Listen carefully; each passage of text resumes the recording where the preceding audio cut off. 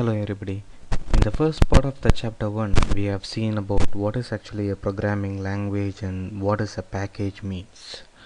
Now we are going to just see some more information, some general informations regarding a language. Now if you take this package, the calculator, now when I do the same calculation as 10 plus 20, so when I press equal to, it displays the output as 30, so which means that it is able to remember the value 10 and 20 which I have entered before. Say for instance, if this calculator is not able to remember the number 10 when I start pressing 20, then obviously it's not going to display you the result as 30. So now how is an application or a computer is able to remember some values is it has something called as the memory. So a memory is a place where it can store the informations either temporarily or permanently. So now the temporary memory is actually called as the main memory, and then the permanent memory is called as the secondary memory. Now if you take the secondary memory like hard disks or is a floppy disk, all those things are actually the secondary memory where you can store your files or data or whatever you want that has to remain in the computer permanently. Now when I do this kind of calculation, that is when I enter 10 and then plus 20, now all these 10, 20 or the 30, all these informations are not necessary to stay in the computer forever. Now when I cancel this, like now it is not necessary for me to have the value 10 and 20. So all these kind of values which the application or the program uses to store temporarily are stored in the main memory. Now the device that is used for main memory is actually called as the RAM. So inside the RAM, the value 10 and 20 will be stored. Now we'll just see a small vague diagram like how the informations are stored inside the RAM and how they are manipulated. I'm just going to take this spreadsheet as an example to describe like how your informations are stored inside the RAM. So now you can consider that this is the memory that is present in the RAM. Now as you can see in the picture, your RAM will also be divided like chunks like this. So now each and every chunk is nothing but actually a byte. So your RAM is nothing but collection of number of bytes.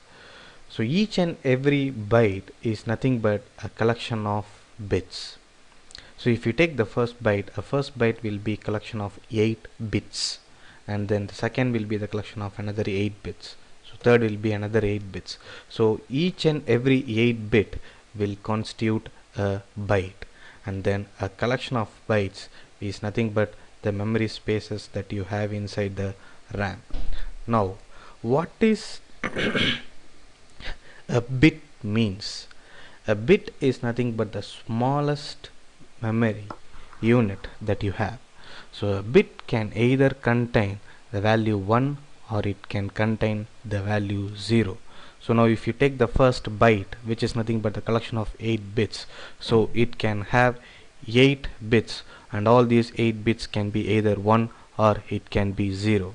So now the value that is present inside this byte is going to be the decimal equivalent of the ones and zeros, that is the 8 ones and zeros that it has inside this. But I'm not going to describe you more in detail about this, where you'll be learning all these stuffs when you go to the advanced C programming. So for now you can just consider that a RAM will be something like this, where it will be divided into number of bytes. Now if you take the example of adding the two numbers, so now what happens is when you give the first number as its input, so a memory block will be allocated for the first number, and then the first number is going to be stored over here. And when you give the second number as input, somewhere in the memory your second data is going to be stored. So now the very important thing that you have to remember in the RAM is, so the RAM will not, the memory space that is allocated for the data that you give will not be continuous. So it's not necessary that 20 will always be in the next byte after the first number 10. so it can be anywhere inside your RAM. So the memory allocation inside RAM is going to be random, unless in some special cases like arrays, where you will be studying that in the arrays chapter. So the memory allocation is not continuous, it is actually random. So now when you give both the numbers, it stores both the numbers and then just allocates another memory block for the result and then stores the result as 30.